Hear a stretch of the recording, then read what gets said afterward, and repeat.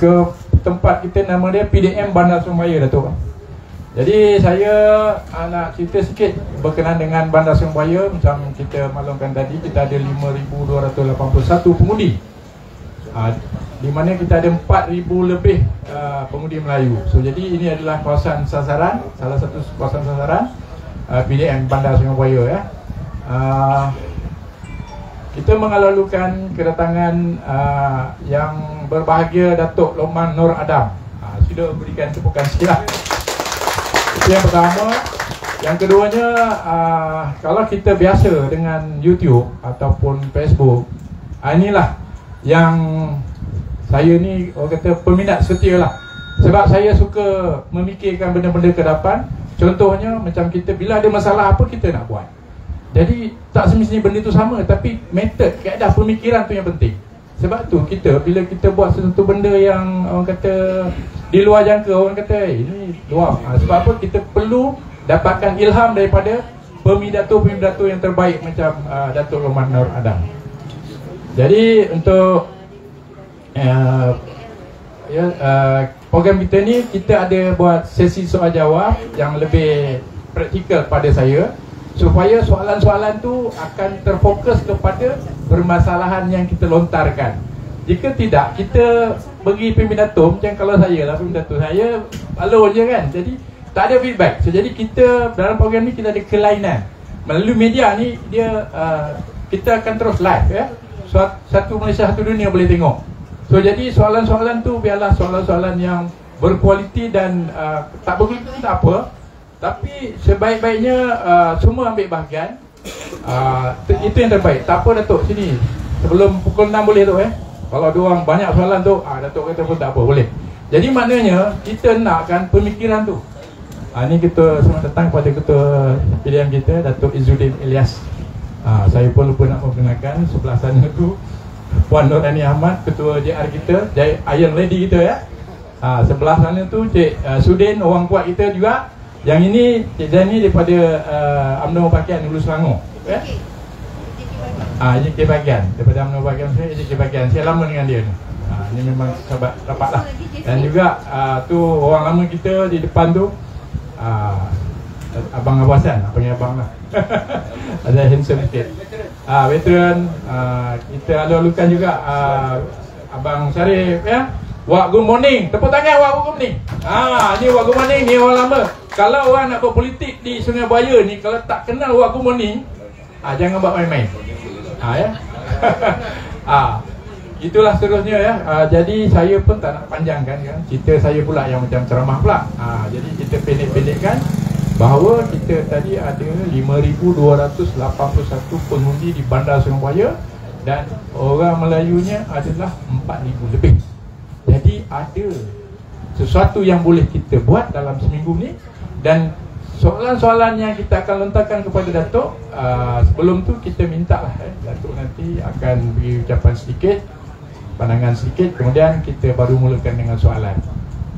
Jadi boleh kita mulakan ya. Jadi dengan segala hormatnya saya mempersilakan Datuk Lokman Nur Adam untuk menyampaikan. Bismillahirrahmanirrahim. Alhamdulillahirabbil alamin. Wassalatu wassalamu ala asyrafil anbiya'i wal mursalin wa ala alihi wa sahbihi ajma'in. Rabbi syrah li sadri wa yassir li amri wahlul 'uqdatan min lisani yafqahul qawli. Assalamualaikum warahmatullahi wabarakatuh.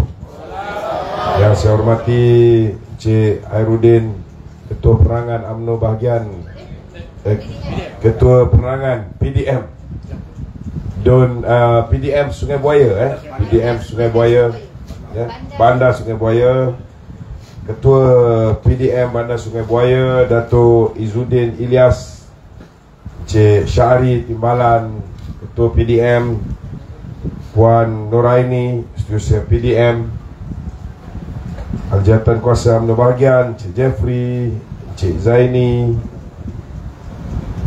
tidak ketinggalan sahabat saya Datuk Jo ataupun Datuk Hamgi yang telah bersama-sama dengan rombongan kami daripada Kuala Lumpur tadi.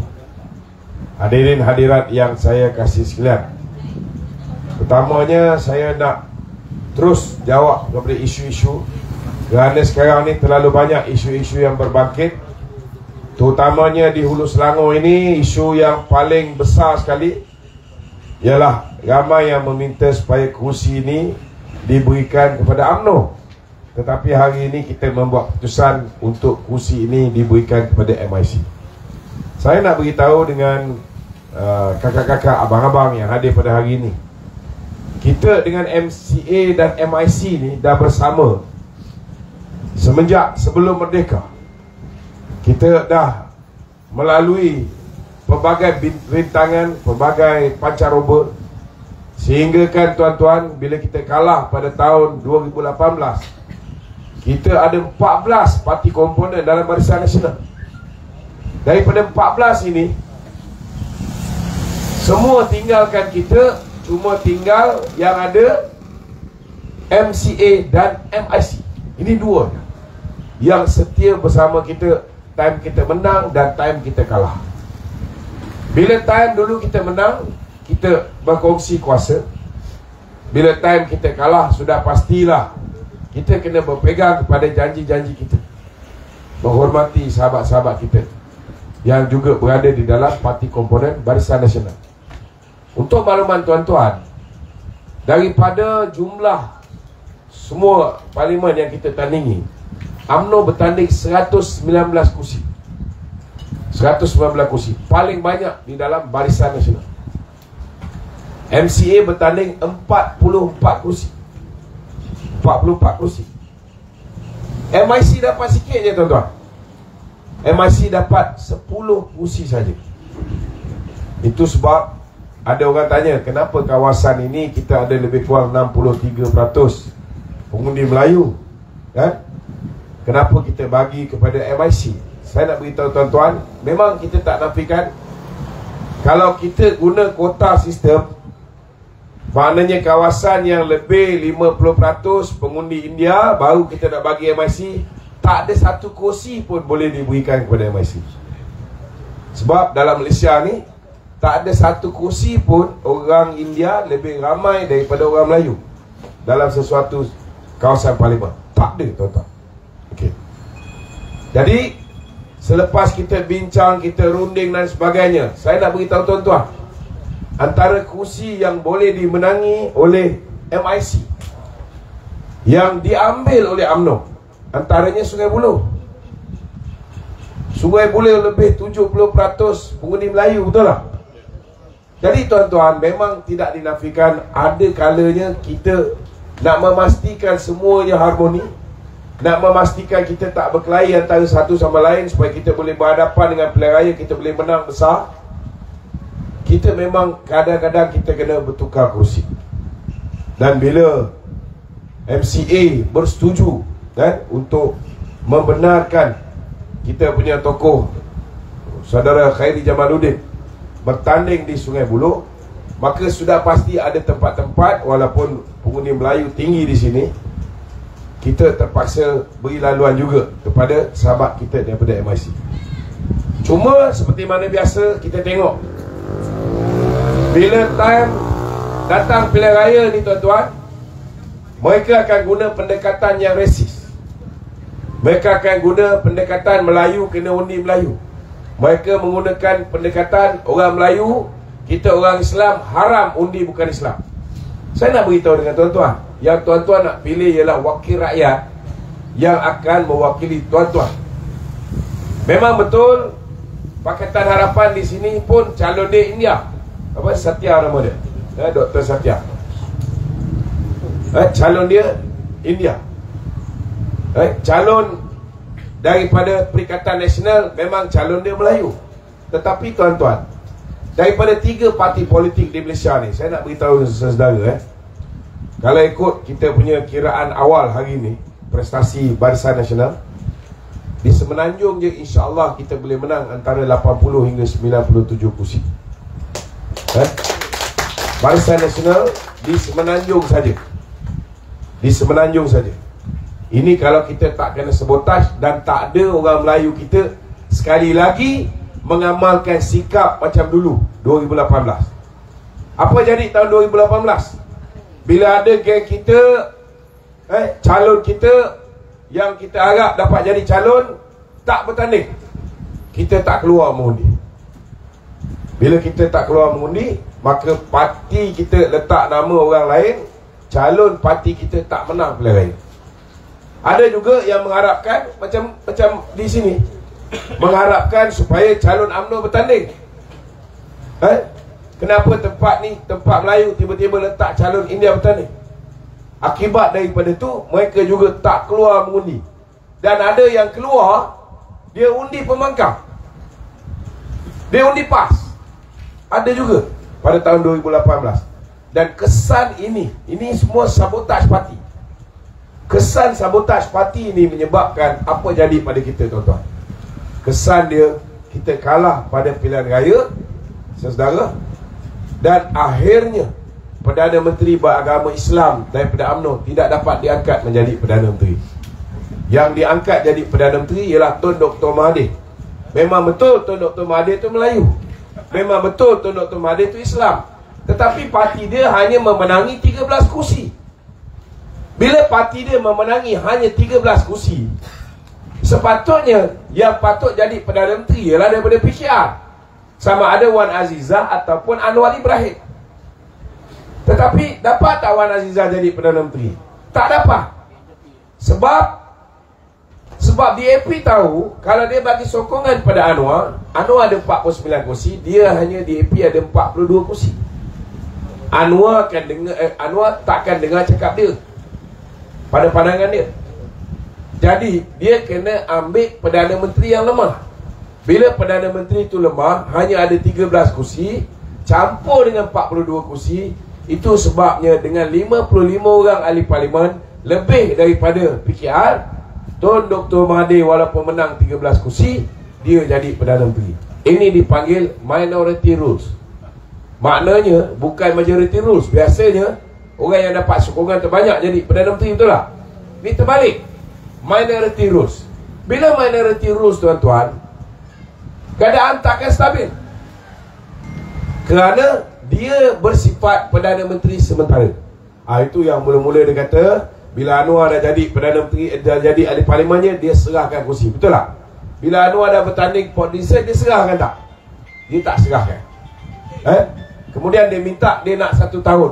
Lepas tahun dia serahkan tak? Dia tak serahkan, dia minta 2 tahun. Bila dah dekat 2 tahun, dia mula cakap nak 3 tahun. Bila Anwar mula lawan, itu yang berlakunya langkah Sheraton. Jadi tuan-tuan, ketika itu 22 bulan kita lihat apa jadi pada hak istimewa orang Melayu. Kita lihat bagaimana kedudukan agama Islam sebagai agama persekutuan diperkotak-katikkan, sampai kan saudara, aset umat Islam dalam tabung haji pun habis diletakkan di tangan orang-orang yang pro kepada Lim Guan Eng. Diletakkan di bawah Kementerian Kewangan, di bawah Special Vehicle Company, orang-orang yang pro DAP menjaganya. Tak pernah dalam sejarah mata pelajaran silibus agama Islam, Teo Ni Ching, timbalan Menteri Pelajaran mereka cuba nak merombak. Dan nak merombak ni, dia tubuh satu task force, sebuah jawatan kuasa untuk mengkaji mata pelajaran agama Islam yang nak diajar di sekolah-sekolah. Dan dia letakkan yang bukan Islam nak fikir macam mana tentang mata pelajaran agama Islam. Begitu hina kedudukan Islam sebagai agama persekutuan dibuat zaman pemerintahan Pakatan Harapan. Jadi kalau kita buat perangai yang sama, saya nak beritahu dengan tuan-tuan, hari ini kita bukan nak pilih pemimpin nombor 1 Malaysia. Pemimpin nombor 1 Malaysia akan dipilih oleh ahli parlimen. Kita bukan macam Amerika, kita bukan macam Indonesia. Indonesia mereka ada direct presidential election. Ini calon tu. Okey. Di Indonesia mereka ada direct presidential election.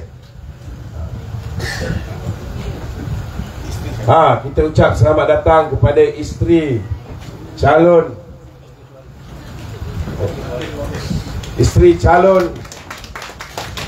Datuk T. Mohon. Satu tepukan gemuruh untuk Datin Lokeswari. Silakan Datin.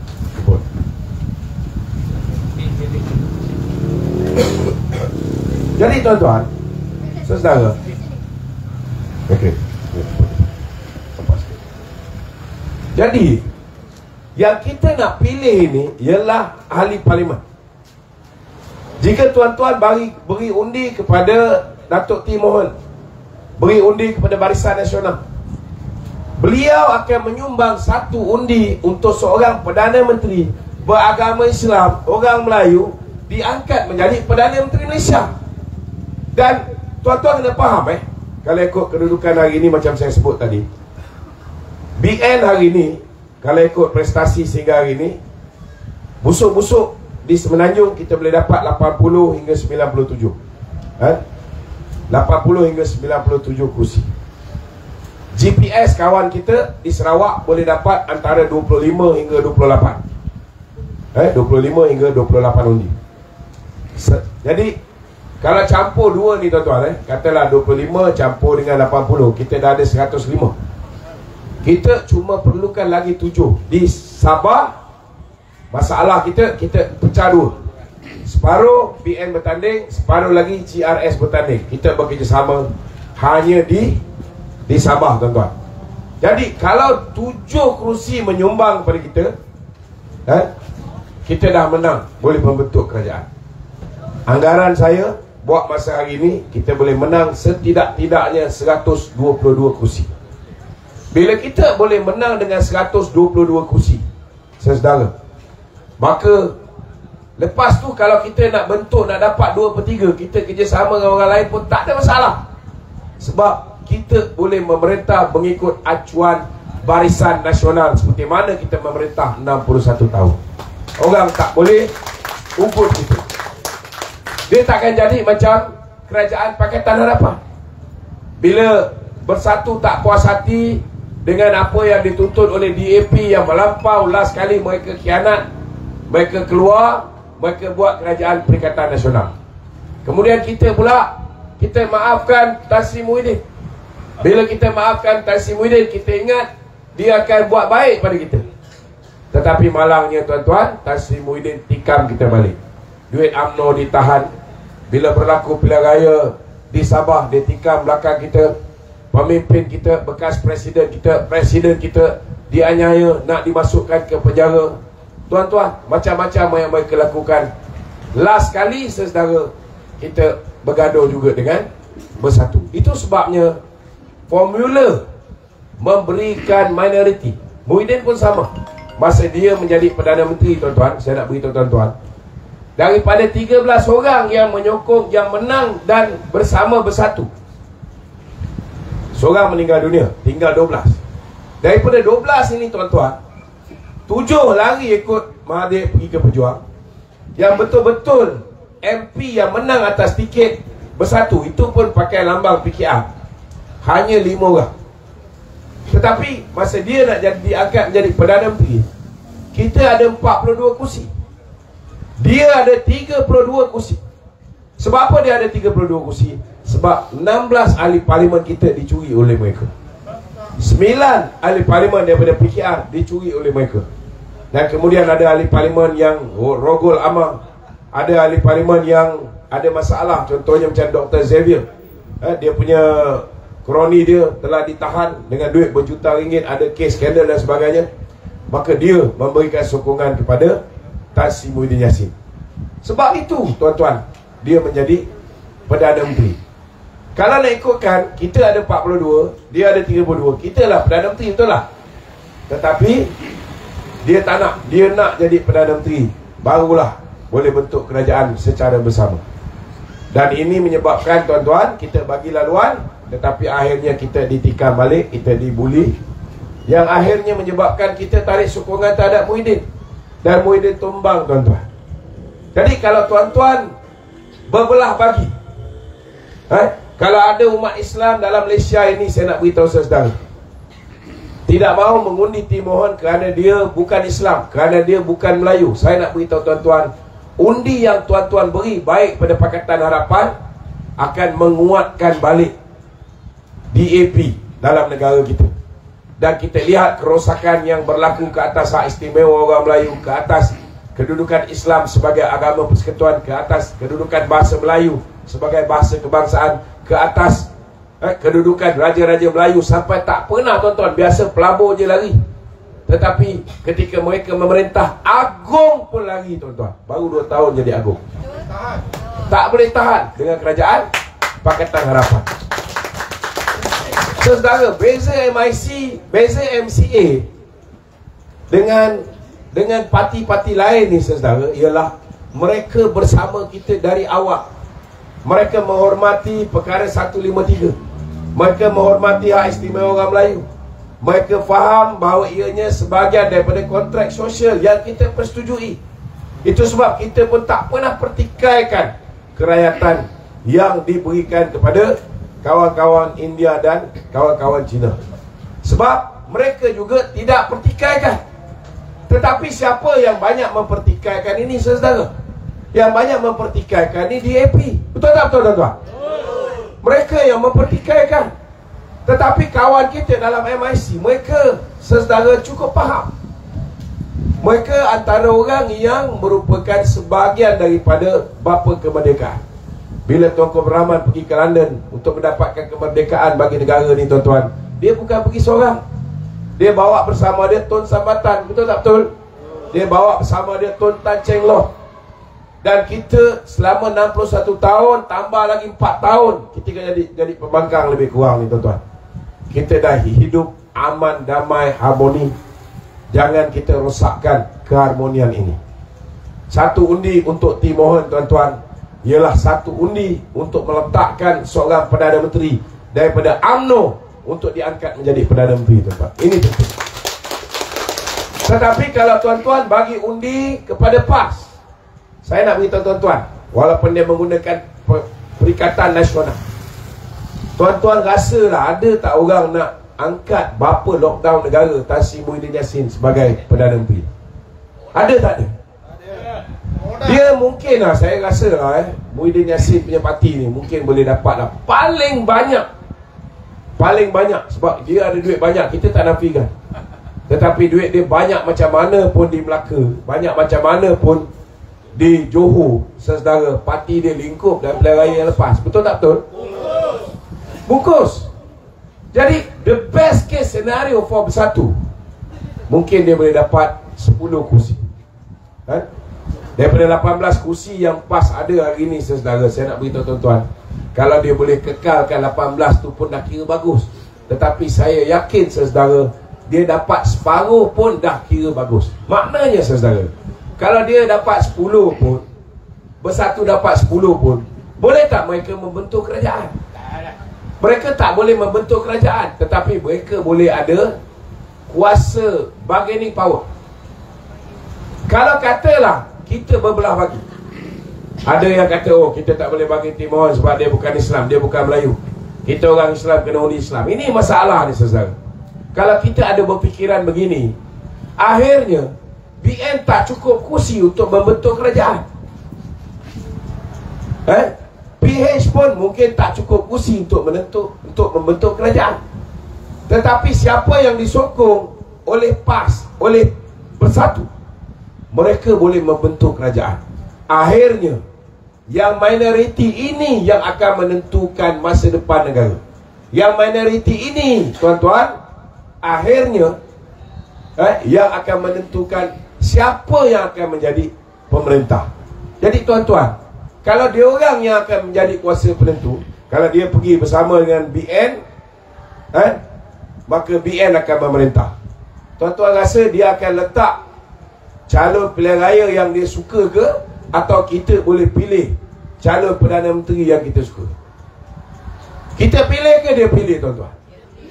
Walaupun kita menang 80, dia menang 20 tuan-tuan, dia yang akan diktir. Inilah yang berlaku sebelum ni. Itu sebab tuan-tuan tak boleh berbelah bagi. Kita kena pastikan kali ni BN menang besar, tak boleh menang sikit-sikit. Kalau boleh semenanjung ni, kita nak BN menang lebih daripada 97 kursi. Campur dengan geng kita di Sarawak, ada 25 hingga 28 kursi. Kita boleh silat-silat hari bulan boleh dapat 2/3 tuan-tuan, campur dengan kawan-kawan kita di Sabah, insya-Allah. Jadi jangan kita berbelah bagi. Satu undi kepada GTA, satu undi kepada Perikatan Nasional, walaupun di Hulu Selangor ni calon dia daripada PAS. Ini bermakna kita merosakkan undi kita. Kerana undi kepada GTA baik, undi kepada Perikatan Nasional tidak boleh membuat mereka ini menjadi kerajaan. They will never lead the government. Dia boleh tumpang kaki, sama ada tumpang kat BN atau tumpang kat PH, tetapi mereka tak boleh membentuk kerajaan secara bersendirian. Ini kena faham. Maknanya undi tuan-tuan yang diberikan kepada baik GTA ataupun undi diberikan kepada PN adalah undi rosak. Ini nak bagi tuan-tuan faham. Undi itu rosak sebabnya ianya tak menyumbang untuk sesebuah kerajaan dibentuk. Dan bila kerajaan akhirnya lepas pilihan raya, PN tak boleh bentuk kerajaan, PH tak boleh bentuk kerajaan, maka musuh politik ni akan berpakat balik. Bila musuh politik berpakat, tuan-tuan, mereka memang tidur satu bantal, tapi malam mimpi lain-lain. Kita tengok, boleh tak bersatu kerjasama dengan DAP? Tak boleh. Boleh tak bersatu kerjasama dengan UMNO? Tak boleh juga. Takkan kita nak ulang kesilapan yang lepas. Dulu undi satu kali, kita dapat 3 Perdana Menteri. Kali ni, kalau tuan-tuan silap lagi sekali pangkal, undi sekali, tuan-tuan dapat 5 Perdana Menteri. Kalau nak cuba try test, silakan. Silakan tuan-tuan. Tetapi saudara, hari ini saya nak beritahu tuan-tuan, Parlimen Hulu Selangor ini sudah diberikan penarafan baru.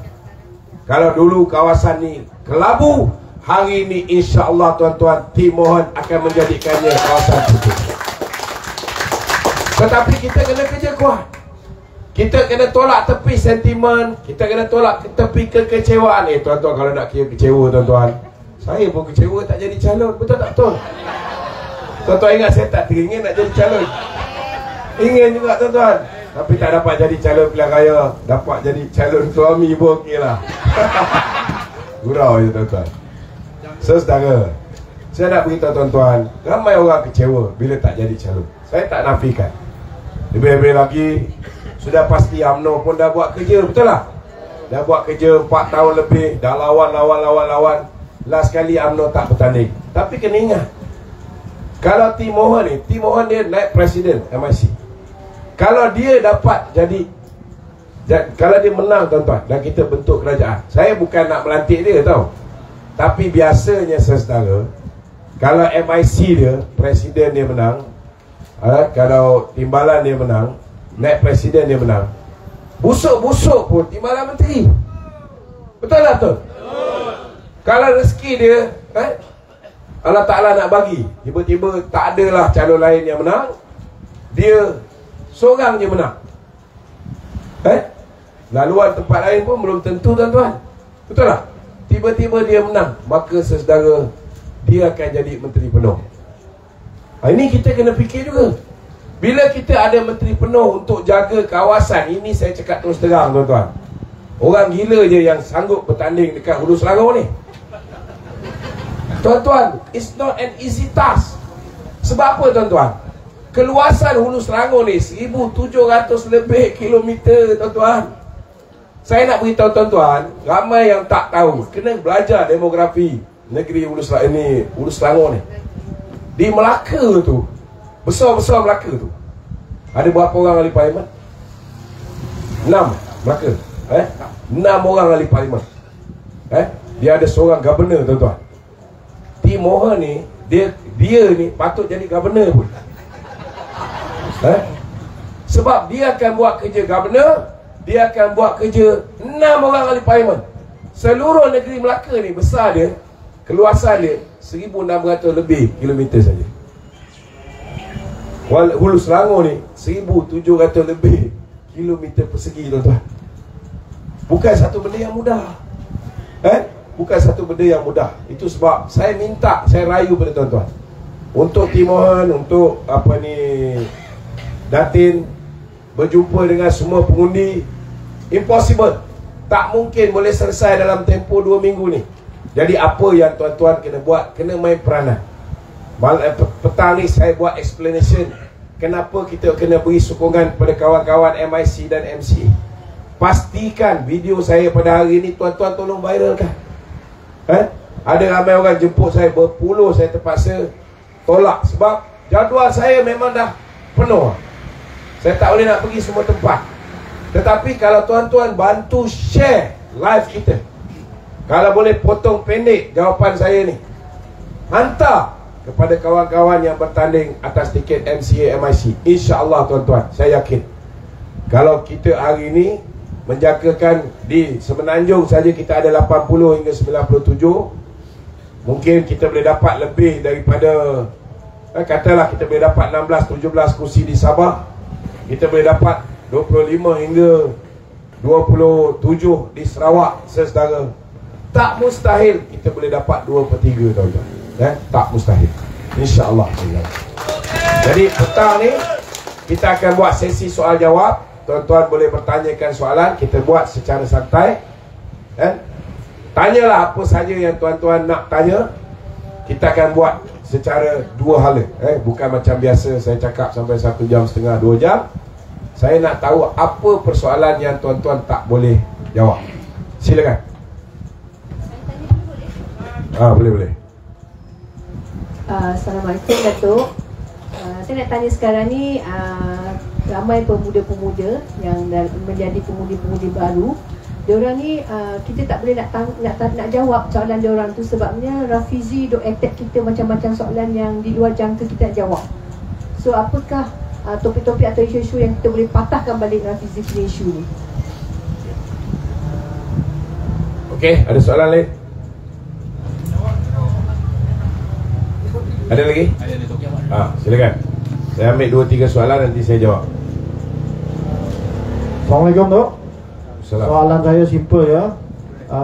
Apa pesanan Tok Lokman pada pengundi-pengundi muda, terutama yang kali pertama mengundi ni, pengundi umur 18 ni? Okey. Okey, terima kasih.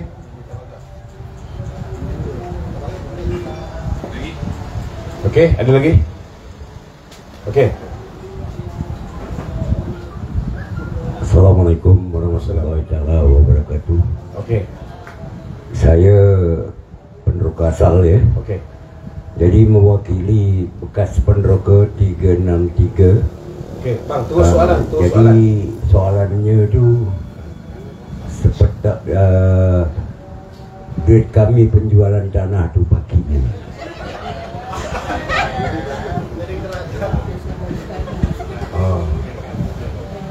Kata usah bisik-bisik dia. Jadi ini kena tanya dengan orang tempatan ni. Jadi tanya orang tempatan. okey. Itu saja. Hafiz, ada soalan? Soalan daripada audiens. Ada tu. Pegang mic tu. Okey, ini soalan daripada audiens tu Dalam manifesto PN ada janji meningkatkan FDI di Malaysia. So apa faedah dia tu? Okey. Ada lagi soalan? Okey, saya jawab dua dulu Okey, pertama sekali tuan-tuan, pengundi muda ni kalau kita tahu, dia sama macam tahun 2018. Antara punca kita kalah pada tahun 2018, pada ketika itu lebih kurang 25% pengundi Melayu mereka menyokong Pakatan Harapan. Pengundi Cina lagi teruk, 97% bersama dengan Pakatan Harapan. Pengundi India pun tinggi juga yang bersama dengan Pakatan Harapan. Rata-rata dia orang ni orang muda. Sebab apa Sebab dia orang ni rindu zaman Tun ketika itu. Sebab apa pengundi muda ni rindu zaman Tun? Sebab dia orang tak pernah melalui zaman Tun. Orang yang rindu zaman Tun ni saudara, memanglah dia tak pernah berasa hidup zaman Tun 22 tahun. Dia boleh cakap dia rindu zaman Tun. Tapi saya nak beritahu, zaman Tun ni kita lalui macam-macam. Saya secara peribadi duduk lokap zaman Tun 8 kali. Duduk ISA zaman Tun 2 kali. Kali pertama 2 bulan, kali kedua 2 tahun 2 bulan. Orang sampai panggil dia Maha Fir'aun, orang sampai panggil dia apa ni? Maha Zalim. Orang kagum bila dia buat KLCC. Orang tak tahu KLCC tu lambang cinta dia pada Siti Asma, itu huruf H. Itu orang tak tahu. Orang tak tahu bahawa dia bagi pada Siti Asma pilih siapa kontraktor yang dia nak. Satu bangunan Jepun buat, satu bangunan lagi Korea buat. Orang tak tahu bahawa perabot di dalam KLCC ni banyak di supply oleh Outright, anak dia. Marble, tiles apa semua sekali anak dia. Banyak building material semua sekali anak dia dapat. Yang ini orang tak tahu, kita belum cerita lagi pinjaman yang dia buat untuk buat KLCC ni mula-mula 2.5 bilion. Dia pergi pinjam dekat negeri Jepun. Akhirnya bila yen Jepun naik, dia campur dengan interest, kita kena bayar 3-4 kali ganda daripada harga asal. Ini ramai tak tahu.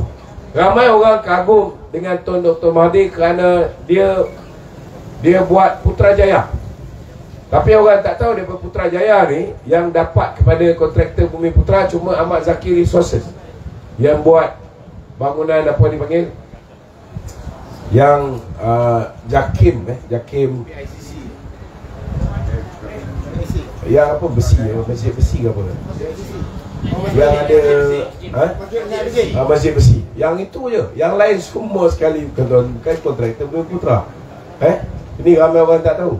Orang kagum dia buat Sepang Circuit Formula 1, menaikkan nama Malaysia di mata dunia. Tapi yang orang tak tahu kerana apa dia buat Sepang Circuit Formula 1. Kerana anak dia Mozani Mahathir adalah peminat sukan motosikal berkuasa tinggi, kenderaan kereta berkuasa tinggi. Itu sebab dia lantik Mozani Mahathir sebagai chairman Sepang Circuit Formula 1. Yang rakyat tak tahu, 300 juta setiap tahun kita kena bayar, tuan-tuan. Bukan hanya buat tu menelan belanja beratus juta, tetapi tiap-tiap tahun kerajaan kena subsidi. Sebab jualan tiket, tuan-tuan, jualan tiket, satu tiket harga 200 lebih. Biasa dipaksanya GLC beli tiket Sepang Circuit Formula 1 tu bagi orang secara percuma. Kalau tidak, tak ada orang nak pergi tengok. So biasa laku dalam 20% sales. Jadi tiap-tiap tahun kerajaan kena belanja 300 juta top up. Jadi apa yang Datuk Seri Najib buat yang menyebabkan Mahathir marah? Datuk Seri Najib cuba tukar daripada buat Sepang Circuit Formula 1 ni, daripada buat Formula 1, tukar kepada MotoGP. MotoGP ni banyak peminat sebab mak rempit, orang yang suka motosikal semua minat dengan MotoGP, dan bila tiket murah dia orang beli. So daripada kita kena top up 300 juta, last kali jualan tiket melebihi 80%, boleh datang pendapatan pula pada negara. Kita pun hentikan Formula 1. Yang itu dia marah, tuan-tuan. Salah satu sebab lah kenapa dia marah dengan Datuk Seri Najib Tun Razak. Ini ramai orang tak tahu. Itu sebab kali ni benda yang sama akan berlaku. Benda yang sama akan berlaku. Geng yang undi 18 tahun ni, dia tak tahu 22 tahun dulu apa Mahathir buat. Pasal masa tu tak ada internet. Kalau ada internet, tuan-tuan, kita tengoklah apa jadi pada Mahathir. Kali kedua dia jadi Perdana Menteri, dia bertahan 22 bulan. Saya jangkakan 2 tahun orang akan benci Mahathir. Hari-hari saya lanyak. Rupa-rupanya 6 bulan orang dah benci dia. Sebab janji-janji dia tak tunaikan. Habis basah kena kencing. Betul tak betul? Betul tak?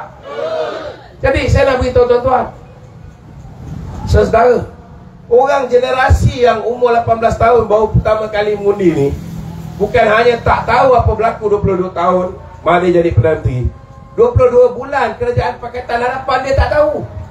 Itu sebab mereka kata apa? Kita dah pernah dapat Mahathir jadi Perdana Menteri, pengurusi GTA. Jadi tak payahlah kita bagi dia peluang lagi. Gagal. Tahu pula dia gagal.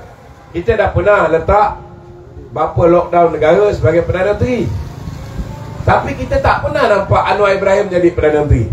Apa salahnya kita bagi peluang Anwar Ibrahim? Ni bahaya ni, tuan-tuan. Dia tak tahu bahawa masa Anwar Ibrahim, saudara, dia ahli parlimen, tahu? Ahli parlimen Pakatan Harapan. Bila Mahathir Perdana Menteri, timbalan Perdana Menteri siapa? Bini dia, bini Anwar Ibrahim, satu-satunya pasangan timbalan Perdana Menteri, suami dah dapat, isteri pun dah dapat jadi timbalan Perdana Menteri.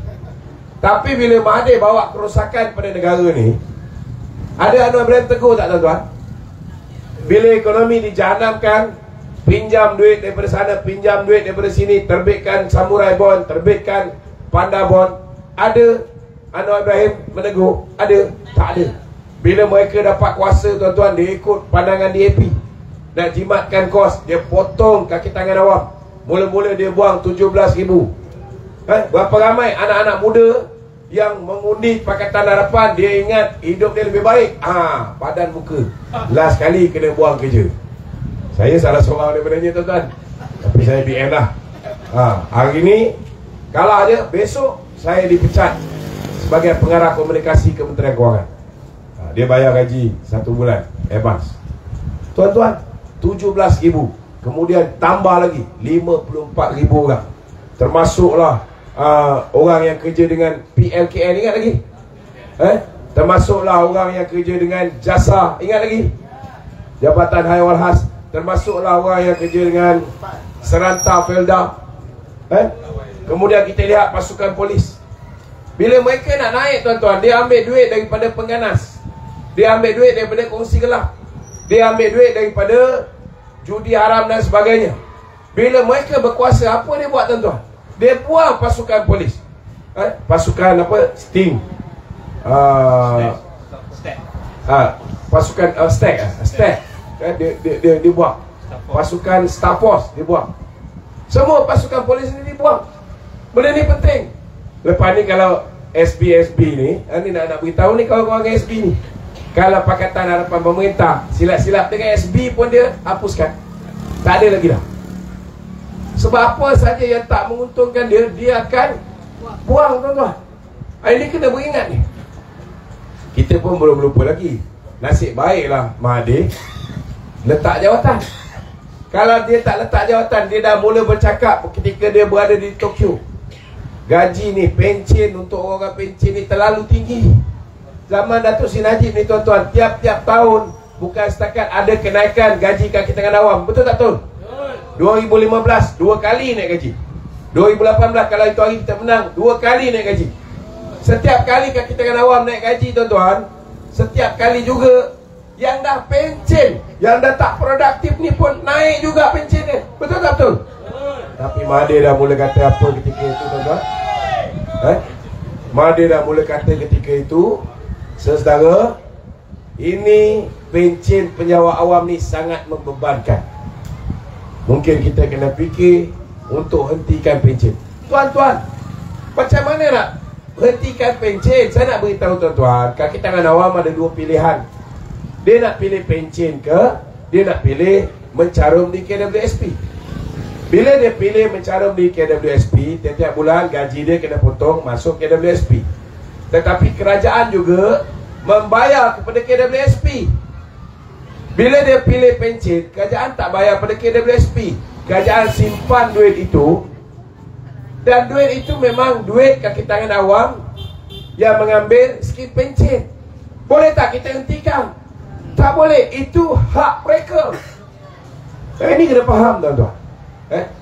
Yang ini ramai tak faham. Dan bila kerajaan simpan duit ini di dalam pembendaraan, dia boleh simpan di fixed deposit, dapat lagi interest. Dapat lagi interest daripada duit yang disimpan. Duit yang kaki tangan awam patut masuk kepada KWSP, tak masuk KWSP, simpan dalam skim pencen, dapat hasil. Jadi saya nak beritahu tuan-tuan, anak muda tak tahu benda ni. Ini peranan tuan-tuan, ibu bapa. Mulai hari ni, ada tinggal 8 hari je tahu. Kita tak banyak masa. Hari-hari, apa yang saya cakap ni, tolong hantar pada anak kita. Masukkan dalam grup WhatsApp keluarga. Copy link saya, link saya di Facebook Lokman Nur Adam Official. Ambil benda ni, hantar dekat grup WhatsApp keluarga, hantar kat grup WhatsApp taman, hantar kat grup WhatsApp masjid. Kalau ada orang bising, tak boleh hantar politik dalam masjid, nak beritahulah. Kalau misalnya ada yang bising ni tuan-tuan, beritahu dengan dia. Kalau tak suka, remove je aku, habis cerita. Tetapi kita penting tuan-tuan pastikan bahawa mesej yang betul dihantar. Dihantar. Kerana kalau kita tak bercakap, nanti tuan-tuan, kalau katalah kita kalah sekali lagi, saudara, kita nak bangkit balik, tuan-tuan, macam Selangor, tuan-tuan. Dah kalah 2 kali, boleh kali ketiga dapat? Tak dapat juga. Ini nasib baik dia orang postpone. Bila postpone ni, lepas ni kita kerjakan betul-betul lagi Selangor ni, kita bagi dapat. Tuan-tuan. Tetapi jangan sampai kerajaan pusat pun kalah, saudara. Kerana kalau kerajaan pusat kalah, nak dapat balik memang susah. Sebab mereka akan buat macam-macam cara untuk memenangkan diri mereka, saudara. Jadi kita kena ingatkan pada orang muda ni. Sebab orang muda ni, dia tak tahu apa jadi sepanjang tempoh 22 bulan. 22 tahun memang dia tak tahu. Malah dia pun tak tahu apa jadi 18 bulan. 18 bulan ni dia syok. Sebab tak payah pergi sekolah. Betul tak? Satu negara kena lockdown, yang paling untung sekali budak-budak sekolah. Mungkin dalam otak dia kata, best lah zaman Tan Sri Muhyiddin. Zaman tu kita orang tak payah pergi sekolah. Keputusan SPM lebih cemerlang daripada pergi sekolah. Cuba tuan-tuan bayangkan betapa teruknya kerajaan ni. Ini Razi Jidin nak bertanding di Putrajaya lawan Kunar. Semata-mata nak tunjukkan belajar daripada rumah ini masih lagi standard pendidikan ni masih baik. Dia sanggup turunkan sistem permakahan. Last kali keputusan SPM bila Razi Jidin menjadi Menteri Pelajaran ni, keputusan SPM tu belajar daripada rumah. Ada orang ada peranti, ada orang tak ada peranti. Ada orang ada peranti, internet tak ada. Ada juga. Sekejap line okey, sekejap line tak okey. Orang dah beli peranti segala macam, tiba-tiba sekolah buka pula. Mampus. Tak ada duit nak pergi beli baju sekolah, tak ada duit nak beli buku sekolah. Macam-macam penyiksaan yang dilakukan oleh kerajaan ni, saudara. Kerajaan Perikatan Nasional. Belum lagi zaman Pakatan Harapan. Kita harap bila ada seorang menteri daripada Pakatan Harapan, dulu berkobar-kobar, dia kata kita kena tingkatkan mutu pendidikan, macam-macam dia kata kita nak buat. Betul tak? Tetapi last sekali bila dia dapat kuasa, tuan-tuan, apa yang dia buat? Dia tukar kasut putih, tukar kepada kasut hitam. Itu je dia buat. Itu je dia boleh fikir, tuan-tuan. Jadi apa yang kita boleh banggakan dengan mereka? Tapi tuan-tuan kena mainkan peranan ini untuk beritahu pada anak dan cucu tuan-tuan. Kerana kalau mereka silap hari ini, saudara, masih lagi ada yang mengharapkan Ibrahim jadi Perdana Menteri ni. Kalau benda ni berlaku, nescaya tuan-tuan, saudara, saya bimbang tuan-tuan, kerosakan yang berlaku sepanjang tempoh 4 tahun setengah ni akan berterusan. Saya nak beritahu saudara, untuk undi 18, kelebihan yang ada pada orang yang mengundi 18 tahun. Dulu mereka janji mereka nak hapuskan PTPTN, betul tak? Lepas pilihan raya dia hapuskan ke tidak? Dia tak hapuskan. Tapi hari ni Anwar dah tak ada idea lagi, masih lagi janji nak hapuskan pinjaman PTPTN. Saya nak beritahu tuan-tuan, nak hapus pinjaman PTPTN bukan mudah. Dia menelan belanja lebih 50 bilion ringgit. Ini duit yang telah pun dikeluarkan, diberikan dalam bentuk pinjaman. Kalau tak nak bayar boleh. Bangun pagi, buat coursework, pergi kuliah, skor dalam exam dapat 3.75 and above, maka mereka tidak payah bayar pinjaman PTPTN. Kalau dapat 3.5, ada diskaun pembayaran balik. Tetapi dia orang ni tak nak ambil jalan yang susah. Dia orang nak shortcut. Tuan-tuan, saya nak beritahu, sistem pendidikan Malaysia bawah Barisan Nasional dulu 80%, 90% yuran pengajian tuan-tuan itu sudah dibiayai oleh kerajaan. Semua dibiayai oleh kerajaan. Yang pinjam PTPTN ni pasal apa? Pasal dulu tuan-tuan, bila anak nak dihantar pergi ke universiti sebelum 1997, Sama ada bapak tu ada sawah padi, sawah padi terpaksa dijual untuk hantar anak pergi ke universiti. Kalau anak orang kaya lain. Kalau tak ada sawah padi, sudah pastilah apa? Ladang getah yang akan mereka jual. Lembu pun tak tentu boleh lepas nak hantar anak pergi universiti, betul tak? Jadi Datuk Seri Najib masa jadi Menteri Pelajaran 1997, dia mengatakan bahawa kita kena pastikan benda ni diubah. Kalau misalnya pendidikan tidak diberikan kepada anak-anak kita, macam mana anak orang susah akan bawa keluarga dia daripada B40 tu keluar menjadi M40 ataupun the top 20? The only way to bring them out from this B40 punya position ialah dengan memastikan setiap satu rumah mesti ada seorang graduat sekurang-kurangnya. Ini yang Datuk Seri Najib buat. Maka kita bagi pinjaman. Pinjaman PTPTN ini bukan semua bayar kepada yuran universiti. Sikit masuk bayar yuran universiti yang lagi 10 to 20% ni. Yang baki tu duit poket. Nak pergi kuliah, malas naik jalan kaki, naik motor, beli motor, pakai duit PTPTN. Betul tak? Nak beli komputer, pakai duit PTPTN. Nak buat coursework, nak telefon mak bapak, pakai duit PTPTN. Nak belanja girlfriend tengok wayang pun pakai duit PTPTN. Bila dia dah lulus, dia ada ijazah, dengan ijazah yang dia ada, takkan dia jadi penyamun. Kalau dia jadi penyamun pun ada pendapatan, tuan-tuan. Betul tak? Tapi biasa dia akan jadi doktor, dia akan jadi profesor, dia akan jadi lawyer, dia akan jadi apa ni, engineer, pemuzik, tak kira lah. Dia akan ada pekerjaan tetap. Bila dia dapat pekerjaan tetap yang commensurate, yang berpatutan dengan ijazah dia, dia dapat gaji guna ijazah dia. Dia dapat kerja guna ijazah, gaji dibayar sebagai seorang lepasan ijazah, barulah dia kena bayar.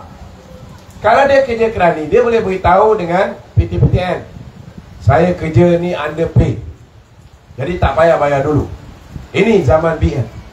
Kita nak supaya mereka bila berhutang, mereka bayar. Bila mereka bayar, tuan-tuan, adik dia, anak dia, cucu dia akan berpeluang sambung belajar macam mana generasi terdahulu. Ini apa yang BN ajar kepada rakyat. Tapi mereka janji bulan dan bintang, kali ni sekali lagi nak hapus pinjaman PTPTN. Tetapi dalam manifesto Barisan Nasional kali ni, hapus PTPTN kita tak boleh buat, tuan-tuan. Memang kita tak boleh buat. Tetapi apa yang kita setuju untuk buat, bila BN cakap dia setuju untuk buat, bezanya dengan Perikatan Nasional, bezanya dengan Pakatan Harapan, bila kita setuju untuk buat, maknanya apa jadi pun kita akan buat. Sebab kita tahu lepas pilihan raya kita menang, kita kena buat. Kita bukan macam mereka. Bila mereka janji nak hapuskan tol, lepas pilihan raya mereka kata, ni manifesto bukan kitab suci. Betul tak? Kita tanya, bila nak hapuskan tol, mereka kata masa kita janji, kita tak tahu kita akan menang. Maknanya apa? Maknanya dia menipu. Tapi ada juga tuan-tuan yang tak berapa cerdik, percaya. Dan yang saya nak beritahu tuan-tuan, yang percaya dengan janji Pakatan Harapan dulu, bukan orang tak sekolah, bukan makcik-makcik darjah 6. Ada yang ada degree, ada yang ada doktorat. Tapi kadang-kadang dia bodoh tak tentu pasal. Minta maaf lah saya guna perkataan bodoh ni. Dia tak boleh fikir. Bila kita cakap ekonomi bagus, dia percaya dengan apa yang Rafizi cakap. Ini masalah dia. Sekarang Rafizi dah umpama Tora datang lagi. Betul tak? Dia lepas dia Pakatan Harapan menang, mana pergi Rafizi? Hilang masuk gua. Betul tak? Tiba-tiba bila Pakatan Harapan dah jatuh, nak buat pilihan raya baik semula, dia nampak peluang dia boleh kelentong balik, dia timbul balik. Ada orang percaya? Ini aku sedih ni tuan-tuan. Saudara saya ni sampai suara pun dah hilang dah. Kan? Nak bagi tuan-tuan faham supaya berfikir. Bukan suruh percaya cakap saya. Fikirlah. Fikir. Mana logiknya bila kita tanya Wan Saiful Wanjan, kenapa dulu kamu menjanjikan nak hapuskan tol? Dia kata saya cuma hadir dalam mesyuarat tu sebagai pencatat. Syed Saddiq tak benarkan saya untuk berkata apa-apa. Dia suruh saya shut up. Itu jawapan dia. Lepas tu kita tanya, kau tahu tak implikasi nak hapuskan tol ni menelan belanja yang banyak? Dia kata, kami masa berjanji, kami tak tahu implikasi kewangan dia begitu banyak. Kepala otak dia tuan-tuan. Bapak dia punya.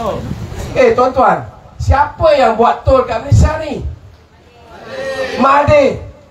Jadi kalau dah pengurusi Pakatan Harapan Mahathir, mereka janji nak hapuskan tol, masuk akal tak bapak tol negara tak tahu implikasi kewangan dia 380 bilion?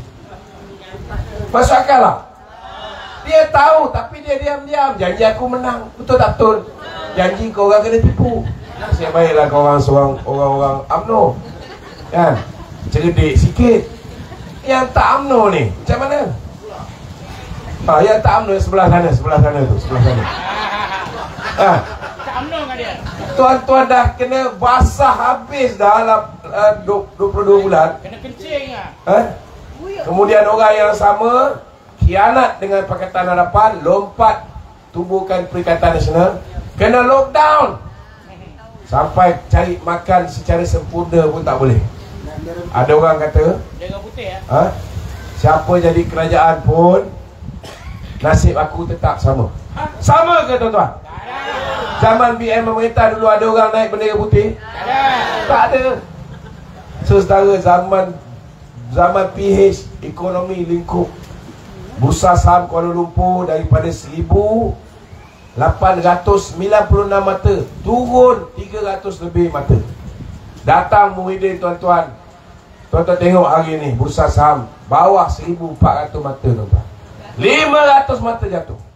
Ringgit kita serah pada Mahathir RM3.85. Hari ni tuan-tuan, hari ni okey sikit. RM4.60. Sebelum ni RM4.70 tuan-tuan. Saudara, hancur sehancur-hancurnya. Tetapi ada orang masih lupa. Anak-anak muda, dia tak tahu langsung. Itu sebab kita yang masih ingat ni, kita kena ingatkan pada anak-anak kita. Janji Barisan Nasional, mulai kita menang saja lepas pilihan raya ni, pendidikan untuk anak-anak B40 akan diberikan secara percuma. Ini kita mampu buat. Kita berikan anak-anak B40 semua. Lepas ni dia mengaji sampai ke mana sekalipun, insya-Allah tuan-tuan, kita akan berikan secara percuma. Yang mana dulu dah pinjam dengan PTPTN, dia bayar semua, kita bagi diskaun 20%. Kalau dia bayar, saudara, dia bayar separuh, kita bagi diskaun mungkin 15%, 10%. Kalau dia atur secara bayaran secara bulanan, kita juga bagi diskaun lebih kurang 15 hingga ke 10% tuan-tuan. Ini janji yang munasabah. Sebab kalau lepas ini nak hapuskan 50 bilion mungkin kita tak mampu. Tetapi nak bagi pendidikan percuma untuk pelajar universiti B40 ni, habis kuat pun 2 bilion. We can afford. Kita mampu. Kita boleh tarik bajet daripada tempat-tempat lain, kita boleh buat. Itu sebab we need a strong government. Bila kita ada sebuah negara yang kuat, tuan-tuan, kita ada kerajaan yang diyakini oleh rakyat, maka foreign direct investment akan masuk ke dalam negara kita. Tahu tak apa tu foreign direct investment? Pelaburan langsung asing. Kita tengok Indonesia. Indonesia hari ini saudara, kerana polisi dia, bila kita kena COVID, apa yang negara ni buat saudara? Ini bapa lockdown negara Muhyiddin, dia lockdown. Sebenarnya COVID tu memang betul ada, tetapi dia tak adalah teruk sangat. Tapi dia takut-takutkan rakyat tentang COVID ni. Maka akhirnya tuan-tuan, dia berjaya mewujudkan suasana ketakutan sehingga menghalalkan dia untuk elak daripada undi tak percaya. Mula-mula dia dengar cakap kita pun sokong dia. Bila Datuk Seri Najib kata bagi ais sinar, bagi orang nak keluar KWSP 10,000, engkau dah lockdown orang, bagi. Mula-mula dia ikut. Kita suruh bagi RM600, dia ikut, dia bagi RM600.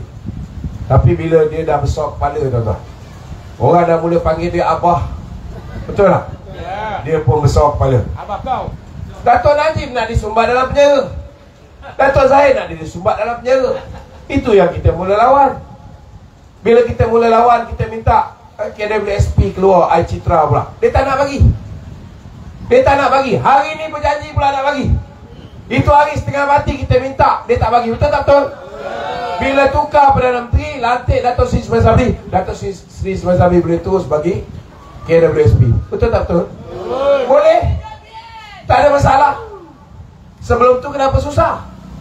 Hari ni tuan-tuan nak dapat undi, tuan-tuan, dia kata dia akan bagi KWSP pengeluaran secara bersasar. Tuan-tuan, bersasar ke tak bersasar, pastikan 19 hari bulan ni sasaran tuan-tuan pangkah hanya Barisan Nasional. Boleh? Ini penting. Kalau kita pangkah lagi, baik Perikatan Nasional, baik Pakatan Harapan, hancur tuan-tuan. Hancur lebu. Saya nak beritahu tuan-tuan, ini laporan keuangan pertumbuhan ekonomi negara ini suku ketiga tahun ni. Peningkatan ekonomi bawah Datuk Seri Ismail Sabri ni 14.2%. Paling tinggi di dunia, tuan-tuan. Pertumbuhan ekonomi Malaysia hari ini paling tinggi di dunia, suku ketiga. Saya nak beritahu dengan saudara, saya ambil contoh negara lain.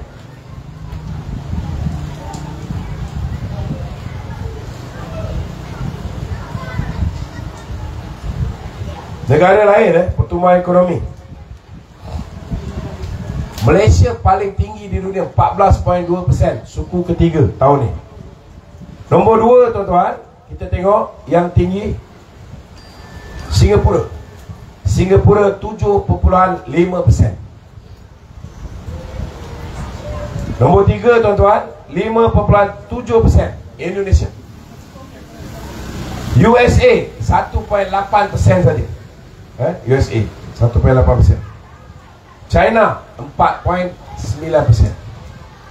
Ini dah nak kembali zaman Datuk Seri Najib dulu. Ini baru kerajaan campuran. Kepala dia, Perdana Menteri dia UMNO. Tuan-tuan tahu tak, bila Muhyiddin jadi Perdana Menteri tu lagi, tahun lepas, suku ketiga ni, berapa kita punya pertumbuhan ekonomi? Negatif 4.5. Menguncup. Ekonomi kita menguncup. Sebab apa?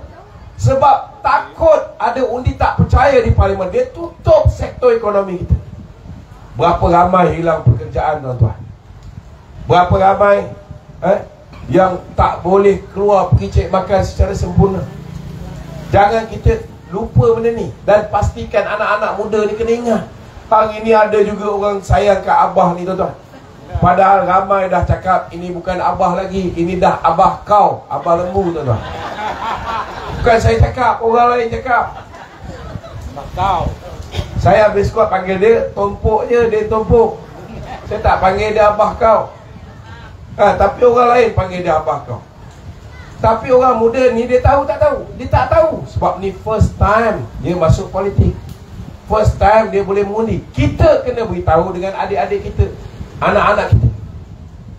Saya nak beritahu tuan-tuan, kenapa beza sangat sampai 14.2% peningkatan pertumbuhan ekonomi kita berbanding dengan suku ketiga tahun lepas? Sebab zaman dia lockdown satu negara, orang tak boleh pergi cari makan. Yang boleh keluar cari makan ialah essential services. Restoran, orang buka kilang glove, orang buka kilang bekalan makanan dan sebagainya, yang penting-penting. Tapi saya nak beritahu, saya pengusaha restoran. Ramai kawan saya pun pengusaha restoran juga. Tuan-tuan, sales kita orang jatuh antara 40% hingga 80%. Bila jatuh 40% hingga 80%, kalau gaji kita ada 10 orang pekerja, boleh kita kekalkan tak 10 orang tu? Tak boleh. Kalau dulu kita kena ada pelayan, kita wujudkan peluang pekerjaan. Kerana orang datang makan dalam kedai. Kalau masa zaman dia sekejap buka, sekejap tutup, sekejap PKPP, sekejap PKPD, sekejap. Tuan-tuan, orang beli makanan kat restoran, tak boleh duduk dalam restoran. Last kali duduk tepi jalan makan. Hancur bisnes kita orang, tuan-tuan. Saya ingat industri dekat Rawang ni pun banyak hancur juga. Ada yang buat pengantin, lingkup, tuan-tuan. Yang buat apa? Sewa kemah, lingkup. Yang buat sewa, yang buat catering, lingkup. Semua orang berana. Ada yang mula-mula bila buka balik ekonomi dah gembira sikit. Yang pasar malam jangan cakap lah, tuan-tuan. Modal yang dulu dia berniaga pasar malam, bila time tutup ni, duit semua habis, simpanan semua habis, dah tak ada apa yang simpan. Itu yang merayu-rayu kerajaan supaya bagi KWSP. Dapat pula KWSP, tiba-tiba apa jadi? Modalkan untuk berniaga, beli tu beli ni, berniaga 2-3 hari berniaga, tutup balik. Tutup balik. Lepas tu bila buka balik, tuan-tuan, modal dah tak ada. Ada setengah-setengah tu tak cinta panjang, nak hidup. Apa pilihan dia ada? Barang-barang ada, peralatan ada, perniagaan perlu diteruskan juga. Pinjam dengan Along. Habis lah. Bila pinjam dengan Along sesedara, mula-mula boleh bayar. Bila Muhyiddin tutup balik ekonomi, kejap buka, kejap tutup, kejap buka, kejap tutup, last kali tak boleh bayar Along. Mula-mula Along ni tegur sikit-sikit, simba cat merah, betul tak betul? Lepas tu mula mengancam keluarga. Ada yang tak boleh tahan dengan ancaman. Daripada keluarga dia mati, lebih baik aku je yang mati. Berapa ramai tuan-tuan yang telah membunuh diri zaman Muhyiddin menjadi Perdana Menteri. Tuan-tuan ingat, orang nak bagi Muhyiddin jadi Perdana Menteri lagi sekali? Nak? No way. Itu sebab saya cakap, bagi undi pada Perikatan Nasional, baik PAS ke calon, baik Bersatu ke calon, baik Gerakan ke calon, ianya akan jadi undi rosak. Sebab mereka tak boleh membentuk kerajaan, mereka tak boleh jadi pemerintah, tak boleh jadi peneraju pemerintahan. Mereka hanya boleh tumpang. Itu sebab jangan kita pilih tumpang-tumpang ni. Sebab bila mereka menumpang, contohnya lah, tuan-tuan, kalau katalah BN campur GPS, kita ada 110 saja, tak cukup 2. Nak ambil PAS 2, dia takkan bagi. Bila nak ajak PAS bersama, PAS bagi syarat, kena ambil Bersatu bersama. Nampak tak, tuan-tuan? Bila ambil Bersatu bersama, dia akan diktat pula. Kita akan tentukan siapa Perdana Menteri. Mestilah dia letak orang dia, saudara. Lepas tu apa juga yang BN nak buat, nak bagi, contohnya lah, nak bagi kelulusan untuk buat ini, nak bagi kelulusan untuk ICNA. Kita kena tanya dengan Muhyiddin balik, setuju tak setuju. Dia setuju, baru jalan. Dia tak setuju, tak boleh buat. Tengok berapa susahnya Datuk Seri Ismail Sabri nak menangani masalah krisis ekonomi ni. Tuan-tuan, susah. Dah lah yang jaga Kementerian Pertanian. Hari ni kita berhadapan dengan masalah bekalan makanan, harga barang naik. Sekarang ni tak lama lagi akan berlaku stagflation, stagnant inflation, kadar yang tinggi. Kita punya inflasi. Lepas tu akan ada shortage of food tahun depan. Itu penting, BN kena memerintah sendirian. Kalau semua benda kena minta, contohnya Ronald Kiandi jaga bahagian Menteri Pertanian daripada Bersatu, yang jaga BT Azmin Ali, Menteri Perdagangan Antarabangsa, yang jaga Menteri Ekonomi Tok Pah Bersatu juga, betul tak? Yang jaga Penasihat Pemulihan Negara, siapa dia? Muhyiddin Yassin, Bersatu juga. Jadi apa yang Datuk Seri Ismail Sabri buat, boleh buat tak, tuan-tuan? dia akan disabotaj. Yang jaga KPDKK bersatu juga. Macam mana nak kerja macam ni? Ini kita kena bagi kawan-kawan kita, utamanya orang muda ni tuan-tuan, supaya faham. Kalau kita menang besar, kita akan bawa masuk balik foreign direct investment. Bila foreign direct investment masuk tuan-tuan, dia orang nak masuk, nak berlabur di Bursa Saham Kuala Lumpur. Mereka nak masuk, nak berlabur di apa ni contohnya, buat kilang dan sebagainya. Mereka bawa US dollar, mereka bawa pound sterling, mereka bawa duit negara asing. Boleh tak pakai dalam negara ni? Tak boleh. Dia kena tukar kepada ringgit Malaysia. Bila dia tukar kepada ringgit Malaysia, semua orang nak ringgit Malaysia. Ini cara Datuk Seri Najib mengukuhkan mata wang kita.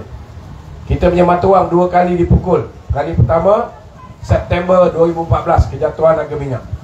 Kali kedua tuan-tuan, mata wang kita jatuh kerana Donald Trump menang. Sebab dia jamin kalau dia jadi presiden, dia akan naikkan interest rate. Bila dia menang saja, pelabur-pelabur Amerika yang melabur di Bursa Saham Kuala Lumpur tarik modal dia, bawa balik simpan duit di Amerika. So kita dah hilang banyak orang jual ringgit. Jadi nak pastikan ringgit naik balik, kita kena bawa masuk foreign direct investment macam zaman Datuk Seri Najib buat. Bila mereka beli ringgit, nilai ringgit naik. Jadi bila kita beli barang di luar negara, kita akan beli barang tu dengan harga yang lebih murah. Jadi harga barang akan turun. Barang tempatan pun ada yang, contohnya nak siapkan satu produk, perlukan 10 barang. Mungkin 3 barang ialah barang daripada luar negara. Kalau dah harga ringgit kita jatuh, mestilah barang tu jadi mahal, betul tak? Kalau ringgit dah mengukur balik, tuan-tuan, harga barang tempatan pun akan turun. Contohnya ayam. Ayam kita ternak dalam negara ke luar negara? Dalam negara. Tetapi dedak kita beli daripada luar negara ke dalam negara? Luar negara. Bila dedak naik, harga ayam naik tak? Naik. Ini kita kena bagi orang kita faham. Pentingnya kita bawa masuk balik pelaburan langsung asing.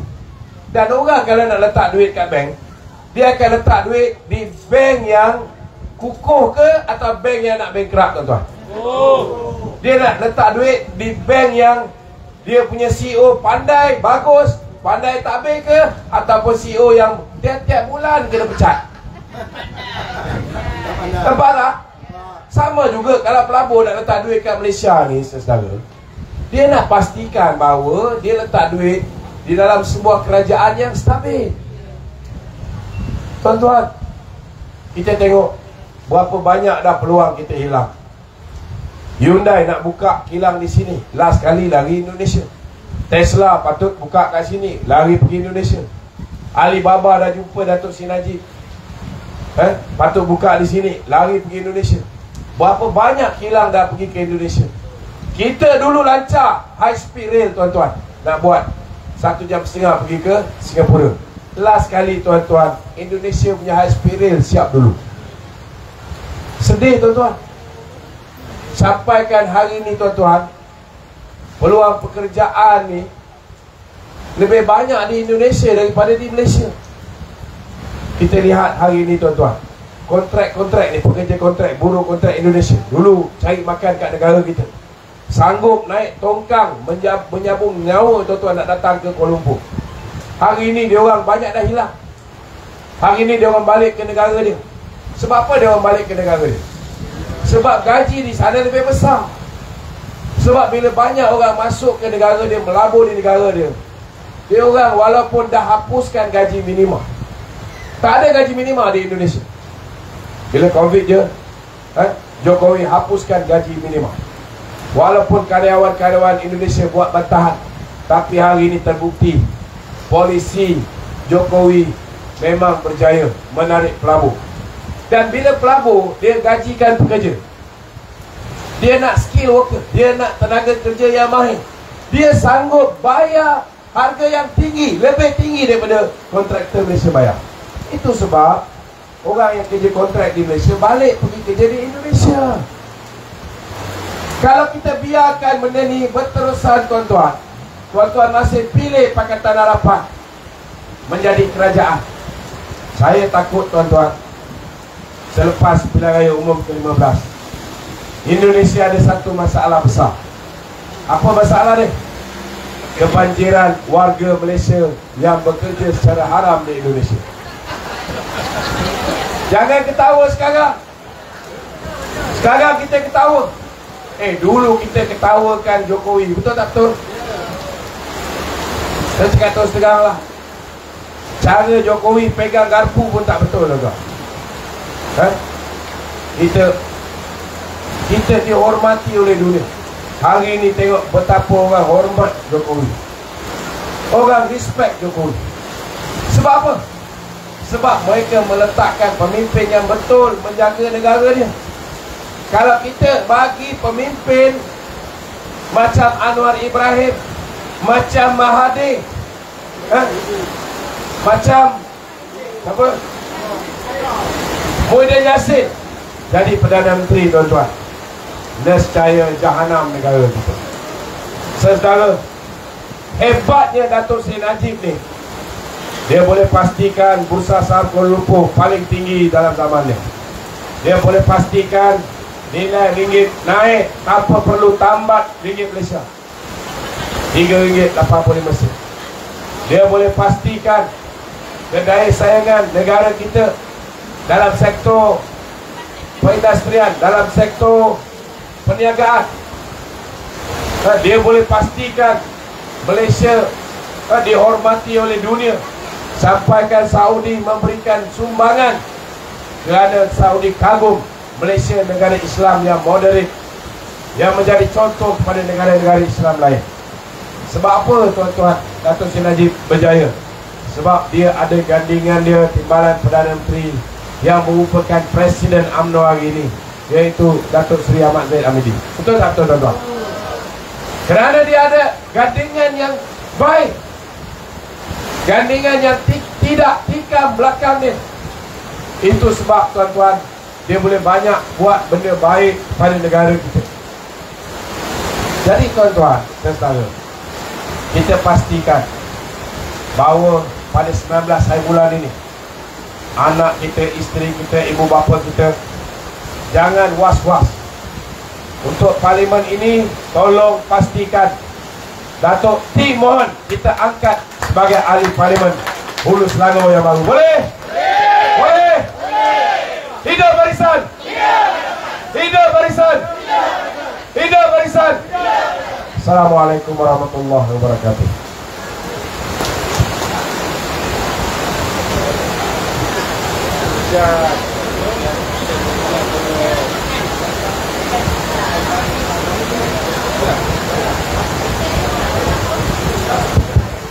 Okey, alhamdulillah, terima kasih. Dalam keadaan yang hujan ini, kita semangat tak? Okey, untuk penghormatan kita ya, sebagai